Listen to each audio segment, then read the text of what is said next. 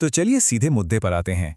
साल 2026 मतलब किसी ने भी इस तरह के अचानक और भयंकर तापमान की उम्मीद नहीं की थी, है ना? पूरी दुनिया का ध्यान इस पर टिका है। लेकिन सबसे बड़ा सवाल जो हर जगह गूंज रहा है वो ये है कि इस तपती गर्मी के पीछे असल में है कौन? क्या ये सब हमारी यानी इंसानों की गलतियों का नतीजा है, या फिर हमारी पृथ्वी के कुछ बड़े प्राकृतिक बल अपना खेल खेल रहे हैं? आज के इस एक्सप्लेनर में हम इसी पूरी डिबेट को बिल्कुल निष्पक्ष होकर डिकोड करने वाले हैं। तो आज के इस विश्लेषण का एजेंडा बहुत ही सीधा है। पहले हम 2026 के इस अचानक बढ़े हुए तापमान के बारे में बात करेंगे, फिर हम मानवीय गतिविधियों वाले तर्क को देखेंगे, उसके बाद प्राकृतिक बलों की क्या भूमिका है उसे समझेंगे, और अंत में फाइनल वर्डिक्ट यानी अंतिम परिणाम पर पहुंचेंगे। तो मुख्य सवाल यही है, 2026 में अचानक बढ़ते इस तापमान का असली जिम्मेदार आखिर है कौन? देखिए, जब हम डेटा और रिसर्च खंगालते हैं तो वैज्ञानिक साफ तौर पर दो अलग-अलग खेमों में बटे हुए दिखाई देते हैं। एक पक्ष सीधे तौर पर इंसानों को कटघरे में खड़ा करता है, जबकि दूसरा प्रकृति के विशाल चक्रों की तरफ इशारा करता है। और हमारा काम आज यही है कि हम इन दोनों ही पहलुओं को बारीकी से समझें। चलिए पहले भाग से शुरू करते हैं। 2026 में तापमान में अचानक वृद्धि। साल 2026 कोई आम साल बिल्कुल नहीं था।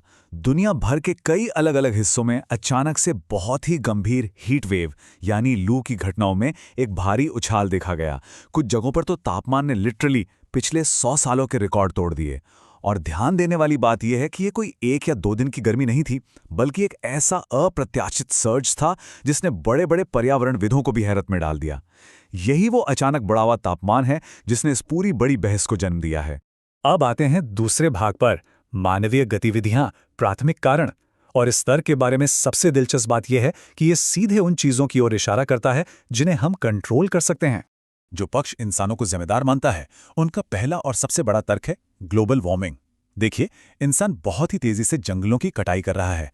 पेड़ जो कुदरती तौर पर कार्बन डाइऑक्साइड को सोखने का काम करते हैं, उनकी संख्या लगातार घटती जा रही है। अब सोचिए, जब ये CO2 सोखने वाले पेड़ ही नहीं बचेंगे तो वो सारी गैस हमारे वातावरण में ही तो रहेगी ना। और यही गैस अंततः वैश्विक तापमान को बहुत तेजी से बढ़ाने का काम करती है। इसी पक्ष का दूसरा बड़ा तर्क है ग्रीन हाउस प्रभाव। इसे कुछ इस तरह से समझते हैं, तेजी से होते औद्योगिकरण और सड़कों पर रोज बढ़ती वाहनों की संख्या ने हमारे वायुमंडल में एक ऐसा आवरण, एक ऐसी परत बना दी है जो पृथ्वी की गर्मी को वापस अंतरिक्ष में जाने से रोक रही है। फैक्ट्रियों और कारों से निकलने वाला धुआं इस परत को और भी मोटा कर रहा है। नतीजा, हमारी पृथ्वी की गर्मी सचमुच अंदर ही फंसकर रह गई है। ये बिल्कुल किसी भट्टी की तरह काम कर रहा है। तो अगर हम मानवीय गतिविधियों के खिलाफ दिए गए इन सभी तर्कों को एक साथ देखें तो एक बहुत ही साफ चेन बनती हुई नजर आती है। वनों की कटाई, तीव्र औद्योगिकरण और वाहनों की बढ़ती संख्या, ये सब मिलकर ग्रीन हाउस प्रभाव पैदा कर रहे हैं, जो सीधे तौर पर ग्लोबल वार्मिंग को बढ़ा रहा है। इस पक्ष का बहुत ही मजबूती से यह मानना है कि 2026 में जो खतरनाक हीट वेव हमने झेली है, वो सीधे हमारे ही फैलाए गए प्रदूषण का नतीजा है। उनका साफ कहना है कि अगर हमने अपनी इन हरकतों को अभी नहीं बदला तो ये तापमान और भी खौफनाक तरीके से बढ़ेगा। तो कुल मिलाकर ये पूरी डिबेट दो अलग अलग सिरों के बीच झूल रही है। एक तरफ हमारे सामने मानवीय कारण है, जैसे प्रदूषण और वनों की कटाई, जिन पर तकनीकी रूप से हमारा पूरा नियंत्रण है। और दूसरी तरफ हैं कुछ बड़े प्राकृतिक कारण, जैसे सोलर फ्लेयर्स या ज्वालामुखी, जिन पर हमारा कोई जोर नहीं चलता। और यहीं से विपक्ष का यानी दूसरे पक्ष का तर्क उभर कर सामने आता है। आइए अब तीसरे भाग की तरफ बढ़ते हैं, प्राकृतिक बलों की भूमिका। चलिए निष्पक्ष रूप से इस दूसरे पहलू को भी समझते हैं। इस दूसरे पक्ष का जो सबसे बुनियादी तर्क है वो ये है कि पृथ्वी का मौसम कभी भी एक समान रहा ही नहीं है। उनके अनुसार 2026 की इस अचानक गर्मी के लिए सिर्फ इंसानों के सिर पर सारा दोष मढ़ देना पूरी तरह से सही नहीं है।